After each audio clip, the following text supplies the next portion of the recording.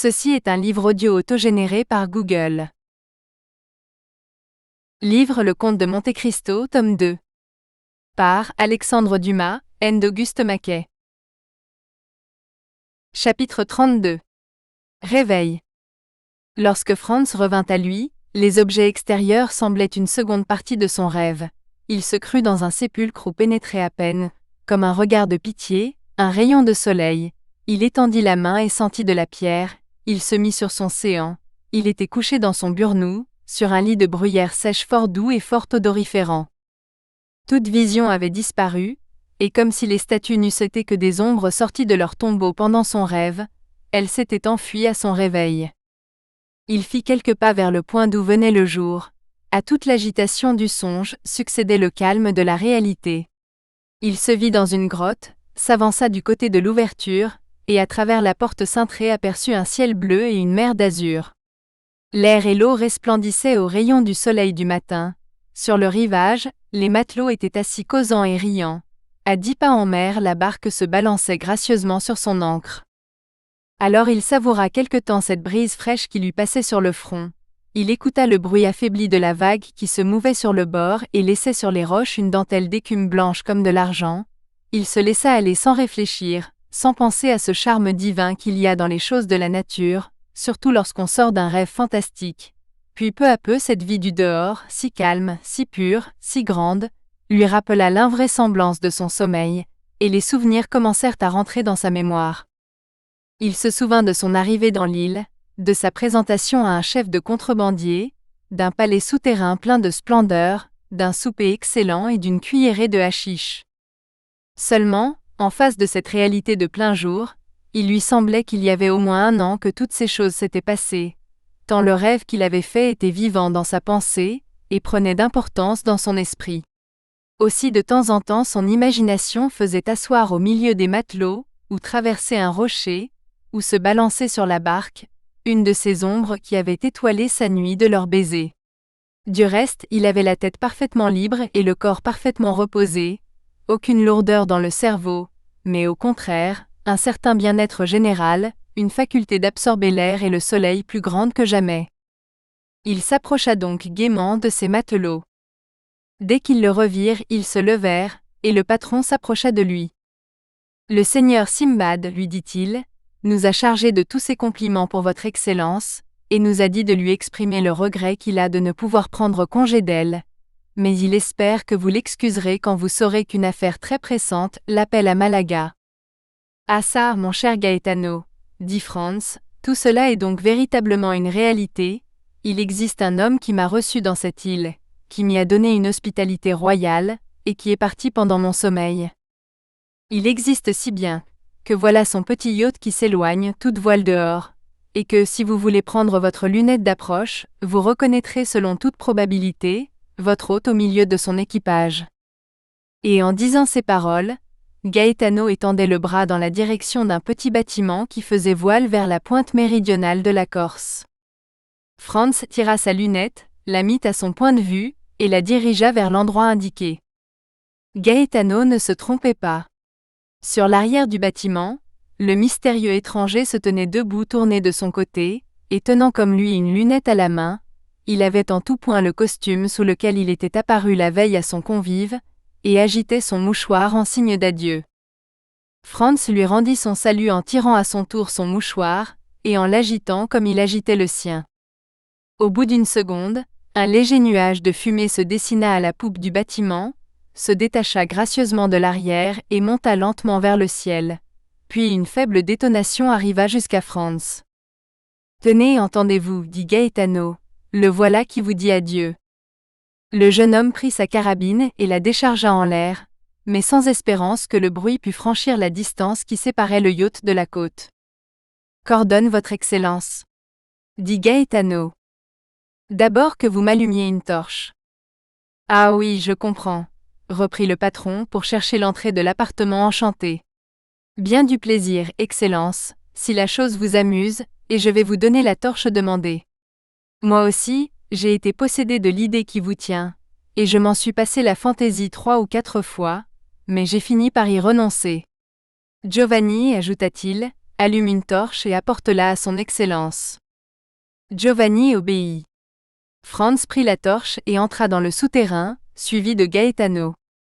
Il reconnut la place où il s'était réveillé à son lit de bruyère encore tout froissé.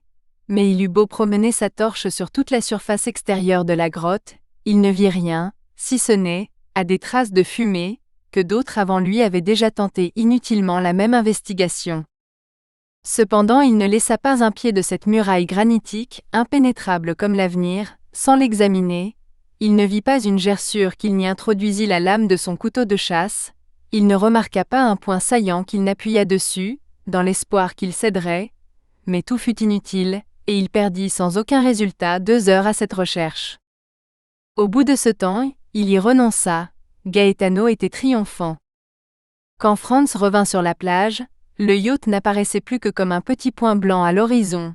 Il eut recours à sa lunette, mais même avec l'instrument il était impossible de rien distinguer. Gaetano lui rappela qu'il était venu pour chasser des chèvres, ce qu'il avait complètement oublié. Il prit son fusil et se mit à parcourir l'île de l'air d'un homme qui accomplit un devoir plutôt qu'il ne prend un plaisir, et au bout d'un quart d'heure, il avait tué une chèvre et 2 chevreaux. Mais ces chèvres, quoique sauvages et alertes comme des chamois, avaient une trop grande ressemblance avec nos chèvres domestiques, et Franz ne les regardait pas comme un gibier. Puis des idées bien autrement puissantes préoccupaient son esprit. Depuis la veille, il était véritablement le héros d'un conte des 1001 nuits, et invinciblement, il était ramené vers la grotte. Alors, malgré l'inutilité de sa première perquisition, il en recommença une seconde, après avoir dit à Gaetano de faire rôtir un des 2 chevreaux. Cette seconde visite dura assez longtemps, car lorsqu'il revint le chevreau était rôti, et le déjeuner était prêt. Franz s'assit à l'endroit où la veille, on était venu l'inviter à souper de la part de cet hôte mystérieux, et il aperçut encore comme une mouette bercée au sommet d'une vague, le petit yacht qui continuait de s'avancer vers la Corse. Mais, dit-il à Gaetano, vous m'avez annoncé que le seigneur Simbad faisait voile pour Malaga, tandis qu'il me semble à moi qu'il se dirige directement vers Porto Vecchio. Ne vous rappelez-vous plus, reprit le patron, que parmi les gens de son équipage je vous ai dit qu'il y avait pour le moment 2 bandits corses. C'est vrai, et il va les jeter sur la côte, dit Franz. Justement. Ah. C'est un individu, s'écria Gaetano, qui ne craint ni Dieu ni diable à ce qu'on dit, et qui se dérangera de 50 lieues de sa route pour rendre service à un pauvre homme. Mais ce genre de service pourrait bien le brouiller avec les autorités du pays, où il exerce ce genre de philanthropie, dit Franz. Ah bien, dit Gaetano en riant, qu'est-ce que ça lui fait à lui les autorités? Il s'en moque pas mal. On n'a qu'à essayer de le poursuivre. D'abord son yacht n'est pas un navire, c'est un oiseau, et il rendrait 3 nœuds sur 12 à une frégate. Et puis il n'a qu'à se jeter lui-même à la côte, est-ce qu'il ne trouvera pas partout des amis? Ce qu'il y avait de plus clair dans tout cela, c'est que le seigneur Simbad, l'hôte de Franz, avait l'honneur d'être en relation avec les contrebandiers et les bandits de toutes les côtes de la Méditerranée, ce qui ne laissait pas que d'établir pour lui une position assez étrange. Quant à Franz, rien ne le retenait plus à Monte Cristo. Il avait perdu tout espoir de trouver le secret de la grotte. Il se hâta donc de déjeuner en ordonnant à ses hommes de tenir leur barque prête pour le moment où il aurait fini. Une demi-heure après, il était à bord. Il jeta un dernier regard sur le yacht. Il était prêt à disparaître dans le golfe de Porto Vecchio. Il donna le signal du départ. Au moment où la barque se mettait en mouvement, le yacht disparaissait. Avec lui s'effaçait la dernière réalité de la nuit précédente. Aussi souper, Simbad, hachiche et statues, tout commençait pour Franz à se fondre dans le même rêve. La barque marcha toute la journée et toute la nuit, et le lendemain, quand le soleil se leva, c'était l'île de Monte Cristo qui avait disparu à son tour. Une fois que Franz eut touché la terre, il oublia, momentanément du moins, les événements qui venaient de se passer pour terminer ses affaires de plaisir et de politesse à Florence, et ne s'occupait que de rejoindre son compagnon, qui l'attendait à Rome. Il partit donc, et le samedi soir il arriva à la place de la douane par la malle-poste. L'appartement, comme nous l'avons dit, était retenu d'avance. Il n'y avait donc plus qu'à rejoindre l'hôtel de maître Pastrini, ce qui n'était pas chose très facile, car la foule encombrait les rues, et Rome était déjà en proie à cette rumeur sourde et fébrile qui précède les grands événements. Or, à Rome, il y a 4 grands événements par an: le carnaval, la Semaine Sainte, la Fête-Dieu et la Saint-Pierre. Tout le reste de l'année, la ville retombe dans sa morne apathie, état intermédiaire entre la vie et la mort, qui la rend semblable à une espèce de station entre ce monde et l'autre, station sublime, halte pleine de poésie et de caractère que Franz avait déjà faite 5 ou 6 fois, et qu'à chaque fois il avait trouvée plus merveilleuse et plus fantastique encore. Enfin, il traversa cette foule toujours plus grossissante et plus agitée, et atteignit l'hôtel. Sur sa première demande, il lui fut répondu, avec cette impertinence particulière aux cochers de fiacre retenus et aux aubergistes au complet, qu'il n'y avait plus de place pour lui à l'hôtel de Londres. Alors il envoya sa carte à maître Pastrini, et se fit réclamer d'Albert de Morcerf. Le moyen réussit, et maître Pastrini accourut lui-même, s'excusant d'avoir fait attendre son Excellence, grondant ses garçons, prenant le bougeoir de la main du Cicérone qui s'était déjà emparé du voyageur, et se préparait à le mener près d'Albert, quand celui-ci vint à sa rencontre. L'appartement retenu se composait de 2 petites chambres, et d'un cabinet. Les 2 chambres donnaient sur la rue, circonstance que maître Pastrini fit valoir comme y ajoutant un mérite inappréciable. Le reste de l'étage était loué à un personnage fort riche, que l'on croyait sicilien ou maltais. L'hôtelier ne put pas dire au juste à laquelle des 2 nations appartenait ce voyageur. « C'est fort bien, maître Pastrini, dit Franz. Mais il nous faudrait tout de suite un souper quelconque pour ce soir, et une calèche pour demain et les jours suivants. » « Quant au souper, répondit l'aubergiste, vous allez être servi à l'instant même, mais quant à la calèche… » « Comment, quant à la calèche » s'écria Albert. « Un instant, ne plaisantons pas, maître Pastrini, il nous faut une calèche. »« Monsieur, dit l'aubergiste, on fera tout ce qu'on pourra pour vous en avoir une. Voilà tout ce que je puis vous dire. » « Et quand aurons-nous la réponse » demanda Franz. « Demain matin, répondit l'aubergiste. « Que diable, dit Albert, on la paiera plus cher, voilà tout, on sait ce que c'est. Chez Drake ou Aron 25 francs pour les jours ordinaires et 30 ou 35 francs pour les dimanches et fêtes. Mettez 5 francs par jour de courtage, cela fera 40 et n'en parlons plus. J'ai bien peur que ces messieurs, même en offrant le double, ne puissent pas s'en procurer. Alors qu'on fasse mettre des chevaux à la mienne, elle est un peu écornée par le voyage, mais n'importe. On ne trouvera pas de chevaux. Albert regarda Franz en homme, auquel on fait une réponse qui lui paraît incompréhensible. Comprenez-vous cela, Franz? Pas de chevaux, dit-il, mais des chevaux de poste, ne pourrait-on pas en avoir? Ils sont tous loués depuis 15 jours, et il ne reste maintenant que ceux absolument nécessaires au service. Que dites-vous de cela? Demanda Franz. Je dis que, lorsqu'une chose passe mon intelligence, j'ai l'habitude de ne pas m'appesantir sur cette chose et de passer à une autre. Le souper est-il prêt, maître Pastrini? Oui, Excellence. Eh bien, soupons d'abord. Mais la calèche et les chevaux, dit Franz. Soyez tranquille, cher ami, ils viendront tout seuls, il ne s'agira que d'y mettre le prix. Et Morcerf, avec cette admirable philosophie qui ne croit rien impossible tant qu'elle sent sa bourse ronde ou son portefeuille garni, soupa, se coucha, s'endormit sur les 2 oreilles, et rêva qu'il courait le carnaval dans une calèche à 6 chevaux. Fin du chapitre. Chapitre 33. Bandits romains. Le lendemain, Franz se réveilla le premier, et aussitôt réveillé sonna. Le tintement de la clochette vibrait encore, lorsque maître Pastrini entra en personne. « Eh bien, dit l'hôte triomphant, et sans même attendre que Franz l'interrogeât, je m'en doutais bien hier, Excellence, quand je ne voulais rien vous promettre, vous vous y êtes pris trop tard, et il n'y a plus une seule calèche à Rome, pour les 3 derniers jours, s'entend. » Oui, reprit Franz, c'est-à-dire pour ceux où elle est absolument nécessaire. Qu'y a-t-il? Demanda Albert en entrant, pas de calèche? Justement, mon cher ami, répondit Franz, et vous avez deviné du premier coup. Eh bien, voilà une jolie ville que votre ville éternelle. C'est-à-dire, Excellence, reprit maître Pastrini, qui désirait maintenir la capitale du monde chrétien dans une certaine dignité à l'égard de ses voyageurs, c'est-à-dire qu'il n'y a plus de calèche à partir de dimanche matin jusqu'à mardi soir, mais d'ici là, Vous en trouverez 50 si vous voulez. Ah! C'est déjà quelque chose, dit Albert. Nous sommes aujourd'hui jeudi, qui sait, d'ici à dimanche, ce qui peut arriver. Il arrivera 10 à 12 000 voyageurs, répondit Franz, lesquels rendront la difficulté plus grande encore. Mon ami, dit Morser, jouissons du présent et n'assombrissons pas l'avenir. Au moins, demanda Franz, nous pourrons avoir une fenêtre? Sur quoi? Sur la rue du Cours, parbleu. Ah bien oui, une fenêtre, s'exclama maître Pastrini, impossible de toute impossibilité. Il en restait une au 5e étage du palais Doria, et elle a été louée à un prince russe pour 20 sequins par jour. Les deux jeunes gens se regardaient d'un air stupéfait.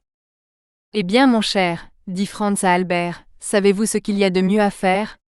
C'est de nous en aller passer le carnaval à Venise. Au moins là, si nous ne trouvons pas de voiture, nous trouverons des gondoles. Ah ma foi non, s'écria Albert. J'ai décidé que je verrais le carnaval à Rome et je l'y verrais fût-ce sur des échasses. Tiens, s'écria Franz. C'est une idée triomphante, surtout pour éteindre les Mocoletti. Nous nous déguiserons en polichinelles vampires ou en habitants des Landes, et nous aurons un succès fou. Leurs Excellences désirent-elles toujours une voiture jusqu'à dimanche? Parbleu, dit Albert. Est-ce que vous croyez que nous allons courir les rues de Rome à pied, comme des clercs d'huissier? Je vais m'empresser d'exécuter les ordres de leurs Excellences, dit maître Pastrini, seulement je les préviens que la voiture leur coûtera 6 piastres par jour. Et moi, mon cher monsieur Pastrini, dit Franz, moi qui ne suis pas notre voisin le millionnaire, je vous préviens à mon tour, qu'attendu que c'est la 4e fois que je viens à Rome, je sais le prix des calèches jour ordinaire, dimanche et fête. Nous vous donnerons 12 piastres pour aujourd'hui, demain et après-demain, et vous aurez encore un fort joli bénéfice. Cependant, Excellence, dit maître Pastrini, essayant de se rebeller. Allez, mon cher hôte, allez, dit Franz, ou je vais moi-même faire mon prix avec votre affétator, qui est le mien aussi. C'est un vieil ami à moi, qui m'a déjà pas mal volé d'argent dans sa vie, et qui, dans l'espérance de m'en voler encore, en passera par un prix moindre que celui que je vous offre. Vous perdrez donc la différence et ce sera votre faute. Ne prenez pas cette peine, Excellence, dit maître Pastrini, avec ce sourire du spéculateur italien qui s'avoue vaincu, je ferai de mon mieux, et j'espère que vous serez content. À merveille, voilà ce qui s'appelle parler. Quand voulez-vous la voiture? Dans 1 heure. Dans 1 heure, elle sera à la porte. 1 heure après, effectivement, la voiture attendait les deux jeunes gens. C'était un modeste fiacre que, vu la solennité de la circonstance, on avait élevé au rang de calèche. Mais quelque médiocre apparence qu'il eût, les deux jeunes gens se fussent trouvés bien heureux d'avoir un pareil véhicule pour les 3 derniers jours. Excellence, cria le Cicérone en voyant Franz mettre le nez à la fenêtre, faut-il faire approcher le carrosse du palais? Si habitué que fut Franz à l'emphase italienne, son premier mouvement fut de regarder autour de lui, mais c'était bien à lui-même que ces paroles s'adressaient. Franz était l'Excellence, le carrosse, c'était le fiacre, le palais, c'était l'hôtel de Londres. Tout le génie laudatif de la nation était dans cette seule phrase. Franz et Albert descendirent. Le carrosse s'approcha du palais. Leurs Excellences allongèrent leurs jambes sur les banquettes, le Cicérone sauta sur le siège de derrière. Où leurs Excellences veulent-elles qu'on les conduise? Mais à Saint-Pierre d'abord et au Colisée ensuite, dit Albert en véritable Parisien. Mais Albert ne savait pas une chose, c'est qu'il faut un jour pour voir Saint-Pierre, et 1 mois pour l'étudier. La journée se passa donc rien qu'à voir Saint-Pierre. Tout à coup, les deux amis s'aperçurent que le jour baissait. Franz tira sa montre, il était 4h30. On reprit aussitôt le chemin de l'hôtel. À la porte, Franz donna l'ordre au cocher de se tenir prêt à 8h. Il voulait faire voir à Albert le Colisée au clair de lune, comme il lui avait fait voir Saint-Pierre au grand jour. Lorsqu'on fait voir à un ami une ville qu'on a déjà vue, on y met la même coquetterie qu'à montrer une femme, dont on a été l'amant. En conséquence, Franz traça au cocher son itinéraire. Il devait sortir par la porte del Popolo, longer la muraille extérieure et rentrer par la porte San Giovanni. Ainsi le Colisée leur apparaissait sans préparation aucune, et sans que le Capitole, le Forum, l'arc de Septime Sévère, le temple d'Antonin et Faustine et la Via Sacra eussent servi de degrés placés sur sa route pour le rapetisser. On se mit à table. Maître Pastrini avait promis à ses hôtes un festin excellent, il leur donna un dîner passable, il n'y avait rien à dire. À la fin du dîner, il entra lui-même. Franz crut d'abord que c'était pour recevoir ses compliments et s'apprêtait à les lui faire, lorsqu'au premier mot il l'interrompit. « Excellence, dit-il, je suis flatté de votre approbation, mais ce n'était pas pour cela que j'étais monté chez vous. » « Était-ce pour nous dire que vous aviez trouvé une voiture ?» demanda Albert, en allumant son cigare. « Encore moins, et même, Excellence, vous ferez bien de n'y plus penser et d'en prendre votre parti. À Rome, les choses se peuvent ou ne se peuvent pas. Quand on vous a dit qu'elles ne se pouvaient pas, c'est fini. À Paris, c'est bien plus commode. Quand cela ne se peut pas, on paie le double et l'on a à l'instant même ce que l'on demande. » « J'entends dire cela à tous les Français, » dit maître Pastrini un peu piqué, « ce qui fait que je ne comprends pas comment ils voyagent. »« Mais aussi, » dit Albert en poussant flegmatiquement sa fumée au plafond et en se renversant balancé sur les deux pieds de derrière de son fauteuil, « ce sont les fous et les niais comme nous qui voyagent. Les gens sensés ne quittent pas leur hôtel de la rue du Helder, le boulevard de Gand et le café de Paris. » Il va sans dire qu'Albert demeurait dans la rue susdite, faisait tous les jours sa promenade fashionable, et dînait quotidiennement dans le seul café où l'on dîne, quand toutefois on est en bon terme avec les garçons. Maître Pastrini resta un instant silencieux, il était évident qu'il méditait la réponse, qui sans doute ne lui paraissait pas parfaitement claire. « Mais enfin, » dit Franz à son tour, interrompant les réflexions géographiques de son hôte, « vous étiez venu dans un but quelconque, voulez-vous nous exposer l'objet de votre visite ? » « Ah ! C'est juste, le voici, vous avez commandé la calèche pour 8 heures ? » ?»« Parfaitement. Vous avez l'intention de visiter il Colosseo, c'est-à-dire le Colisée ? C'est exactement la même chose. Soit. Vous avez dit à votre cocher de sortir par la porte del Popolo, de faire le tour des murs, et de rentrer par la porte San Giovanni. Ce sont mes propres paroles. Eh bien, cet itinéraire est impossible. Impossible. Ou du moins fort dangereux. Dangereux, et pourquoi ? À cause du fameux Luigi Vampa. D'abord, mon cher hôte, qu'est-ce que le fameux Luigi Vampa ?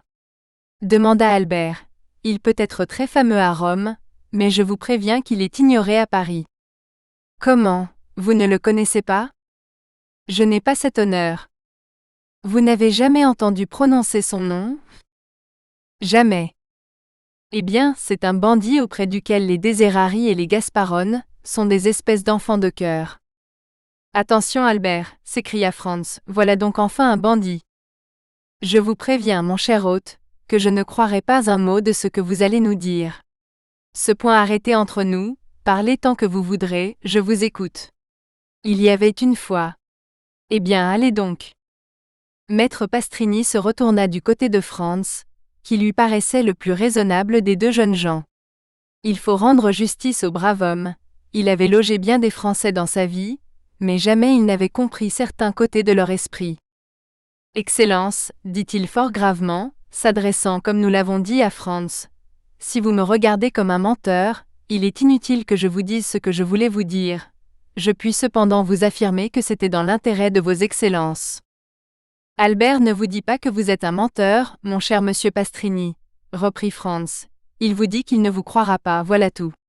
Mais moi je vous croirai, soyez tranquille, parlez donc. » « Cependant, Excellence, vous comprenez bien que si l'on met en doute ma véracité. »« Mon cher, » reprit Franz, « vous êtes plus susceptible que Cassandre, qui cependant était prophétesse, et que personne n'écoutait, tandis que vous, au moins, vous êtes sûr de la moitié de votre auditoire. Voyons, asseyez-vous, et dites-nous ce que c'est que monsieur Vampa. » « Je vous l'ai dit, Excellence, c'est un bandit, comme nous n'en avons pas encore vu depuis le fameux Mastria. »« Eh bien, quel rapport a ce bandit avec l'ordre que j'ai donné à mon cocher de sortir par la porte del Popolo, et de rentrer par la porte San Giovanni ? » ?»« Il y a, répondit maître Pastrini, que vous pourrez bien sortir par l'une, mais que je doute que vous rentriez par l'autre. »« Pourquoi cela ? » demanda Franz. « Parce que la nuit venue, on n'est plus en sûreté à 50 pas des portes. »« D'honneur ? » s'écria Albert. « Monsieur le vicomte, dit maître Pastrini, toujours blessé jusqu'au fond du cœur du doute émis par Albert sur sa véracité, ce que je dis n'est pas pour vous, c'est pour votre compagnon de voyage qui connaît Rome, lui, et qui sait qu'on ne badine pas avec ces choses-là. Mon cher, dit Albert s'adressant à Franz, voici une aventure admirable toute trouvée. Nous bourrons notre calèche de pistolets, de tromblons et de fusils à 2 coups. Luigi Vampa vient pour nous arrêter, nous l'arrêtons. Nous le ramenons à Rome. Nous en faisons hommage à sa sainteté, qui nous demande ce qu'elle peut faire pour reconnaître un si grand service. Alors nous réclamons purement et simplement un carrosse et 2 chevaux de ses écuries, et nous voyons le carnaval en voiture. Sans compter que probablement le peuple romain, reconnaissant, nous couronne au Capitole et nous proclame, comme Curtius et Horatius Cocles, les sauveurs de la patrie. Pendant qu'Albert déduisait cette proposition, Maître Pastrini faisait une figure qu'on essayerait vainement de décrire. Et d'abord, demanda Franz à Albert, où prendrez-vous ces pistolets, ces tromblons, ces fusils à 2 coups dont vous voulez farcir votre voiture? Le fait est que ce ne sera pas dans mon arsenal, dit-il, car à la Terracine, on m'a pris jusqu'à mon couteau poignard, et à vous? À moi, on m'en a fait autant à Aquapendente. Et... Ah ça, mon cher hôte, dit Albert en allumant son second cigare au reste de son premier, savez-vous que c'est très commode pour les voleurs cette mesure-là, et qu'elle m'a tout l'air d'avoir été prise de compte à demi avec eux. Sans doute Maître Pastrini trouva la plaisanterie compromettante, car il n'y répondit qu'à moitié, et encore en adressant la parole à Franz, comme au seul être raisonnable avec lequel il put convenablement s'entendre. Son Excellence sait que ce n'est pas l'habitude de se défendre, quand on est attaqué par des bandits. Comment, s'écria Albert, dont le courage se révoltait à l'idée de se laisser dévaliser sans rien dire. Comment, ce n'est pas l'habitude. Non, car toute défense serait inutile. Que voulez-vous faire contre une douzaine de bandits qui sortent d'un fossé, d'une masure ou d'un aqueduc, et qui vous couchent en joue tous à la fois? Et sacrebleu, je veux me faire tuer, s'écria Albert. L'aubergiste se tourna vers Franz d'un air qui voulait dire « Décidément, Excellence, votre camarade est fou. » Mon cher Albert, reprit Franz, votre réponse est sublime, et vaut le qu'il mourût du vieux Corneille. Seulement quand Horace répondait cela, il s'agissait du salut de Rome, et la chose en valait la peine. Mais quant à nous, remarquez qu'il s'agit simplement d'un caprice à satisfaire, et qu'il serait ridicule pour un caprice de risquer notre vie. Ah, P.E.R. Bacco, s'écria Maître Pastrini, à la bonne heure, voilà ce qui s'appelle parler. Albert se versa un verre de Lacryma Christi, qu'il but à petits coups, en grommelant des paroles inintelligibles. Eh bien, Maître Pastrini, reprit Franz, maintenant que voilà mon compagnon calmé, et que vous avez pu apprécier mes dispositions pacifiques, maintenant, voyons qu'est-ce que le seigneur Luigi Vampa. Est-il berger ou patricien? Est-il jeune ou vieux? Est-il petit ou grand? Dépeignez-nous-le, afin que si nous le rencontrions par hasard dans le monde, comme Jean Bogart ou Lara, nous puissions au moins le reconnaître. Vous ne pouvez pas mieux vous adresser qu'à moi, Excellence, pour avoir des détails exacts, car j'ai connu Luigi Vampa tout enfant, et un jour que j'étais tombé moi-même entre ses mains, en allant de Ferentino à Alatri, il se souvint heureusement pour moi, de notre ancienne connaissance. Il me laissa aller, non seulement sans me faire payer de rançon, mais encore après m'avoir fait cadeau d'une fort belle montre et m'avoir raconté son histoire. Voyons la montre, dit Albert. Maître Pastrini tira de son gousset une magnifique broguet portant le nom de son auteur, le timbre de Paris, et une couronne de comte. Voilà, dit-il. Peste, fit Albert, je vous en fais mon compliment, j'ai la pareille à peu près. Il tira sa montre de la poche de son gilet, et elle m'a coûté 3000 francs. Voyons l'histoire, dit Franz à son tour en tirant un fauteuil et en faisant signe à Maître Pastrini de s'asseoir. Leurs excellences permettent? Dit l'hôte.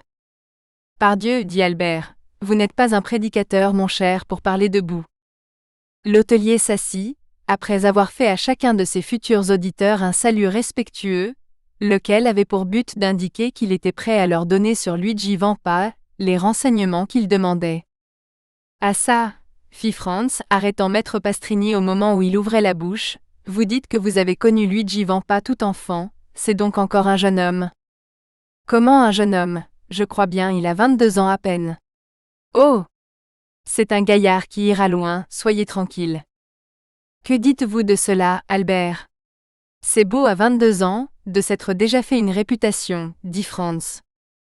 Oui, certes, et à son âge, Alexandre.